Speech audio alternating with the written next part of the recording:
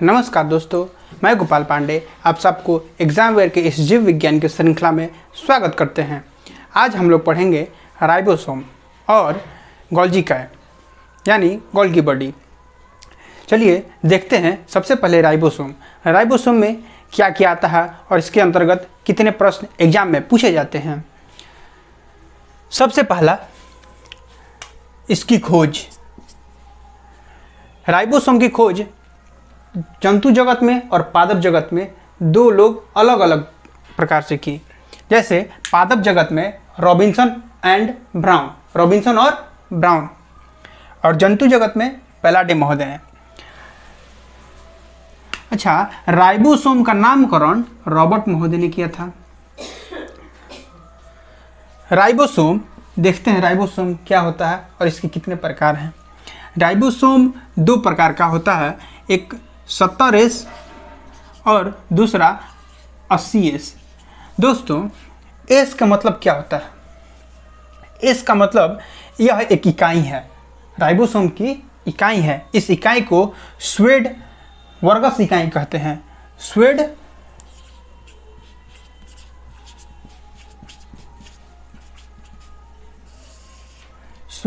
वर्गस इकाई कहते हैं।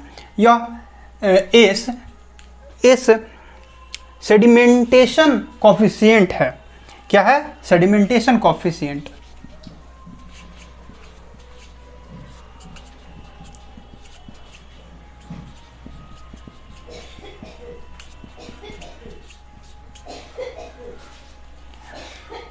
देखो दोस्तों, इनमें से सोचेंगे कौन बड़ा है और कौन छोटा है।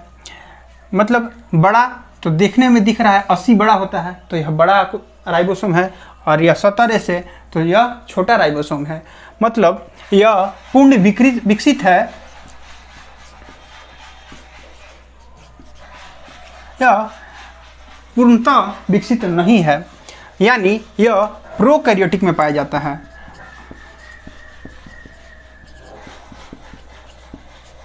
प्रोकैरियोटिक में पाया जाता है और 80 यूकैरियोटिक में पाया जाता है।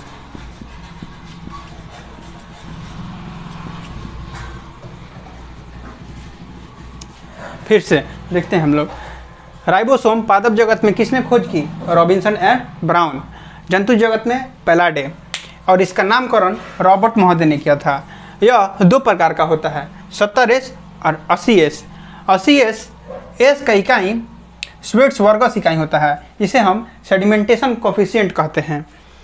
यह 80S पूर्ण विकसित होता है और 70S पूर्ण विकसित नहीं होता है, इसलिए प्रोकैरियोटिक सेल में रखा गया है और इसे यूकैरियोटिक सेल में रखा गया है। अगर अनेक राइबोसोम एक जगह मिल जाए, देखो दोस्त समझते हैं इसको। अनेक राइबोसोम एक जगह मिल जाए, इसे पॉलीराइबोसोम कहते हैं। क्या कहते हैं? पॉलीराइबोसोम या पॉलीसोम कहते हैं।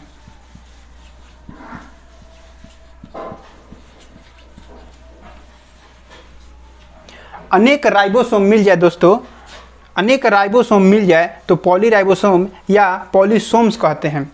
राइबोसोम के मुख्य कार्य अमीनो अम्ल के द्वारा प्रोटीन संश्लेषण करना। राइबोसोम का मुख्य कार्य क्या है? अमीनो अम्ल द्वारा प्रोटीन का संश्लेषण करना।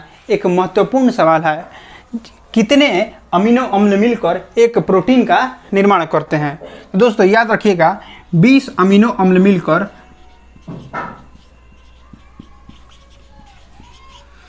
एक प्रोटीन का निर्माण करता है। मतलब 20 अमीनो अम्ल मिलकर एक प्रोटीन का निर्माण करता है। इसीलिए राइबोसोम को प्रोटीन की फैक्ट्री कहा गया है। दोस्तों यह बात याद रखिएगा, पिछले क्लास में हम लोग पढ़े थे अंतःप्रदाभ जालिका स्तनी के आरबीसी में नहीं पाया जाता है, और इसी तरह अंतःप्रदाभ जालिका नहीं पाया जाएगा तो राइबोसोम एकदम नहीं पाया जाएगा। ये तो एकदम क्लियर है। मान लीजिए कि आपका घर ही नहीं रहेगा तो आपका रूम रहेगा नहीं। अंतःप्रदाभ जालिका के में अंदर राइबोसोम का एक रूम है, तो वो रूम है ही नहीं। तो ये बात ध्यान दीजिएगा, स्तनी के आरबीसी में यह नहीं पाया जाता है। एक बहुत इम्पोर्टेंट सवाल है राइबोसोम से, यह पूरे कोशिकांग में सबसे छोटा कोशिकांग है। राइबोसोम सबसे छोटा कोशिकांग है।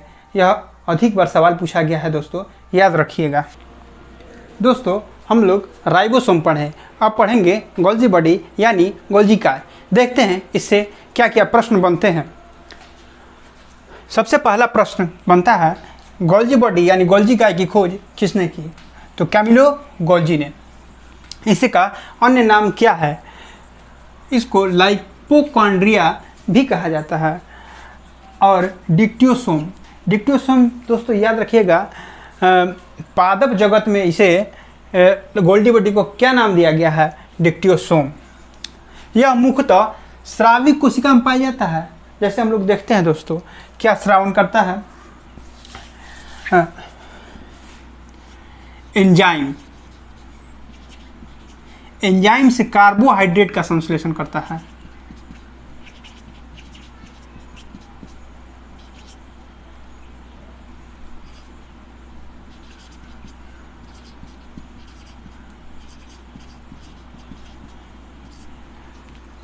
मुख्यतः यह क्या करता है? एंजाइम से कार्बोहाइड्रेट का संश्लेषण करता है। दोस्तों हम लोगों को मालूम था राइबोसोम में प्रोटीन का संश्लेषण होता है, वह प्रोटीन की फैक्ट्री है, उसमें प्रोटीन पाया जाता है। तो प्रोटीन से यह गोल्जी बॉडी का काम है प्रोटीन से ग्लाइकोप्रोटीन का निर्माण करना। राइबोसोम से प्रोटीन ले लिया और ग्लाइकोप्रोटीन का निर्माण कर दिया।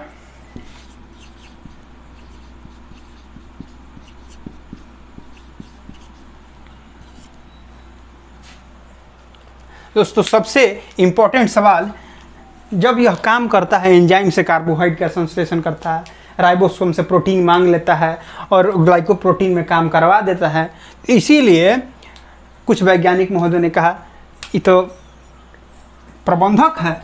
किस चीज़ का? यातायात प्रबंधक। तो कोशिका के अणुओं का यातायात प्रबंधक किसे कहा गया है? गोल्जी बॉडी यानी गोल्जी काय। दोस्तों हम लोग राइबोसोम और गोल्जी बॉडी देखें। अगले एपिसोड में कुछ और नए कोशिकांग देखेंगे। धन्यवाद।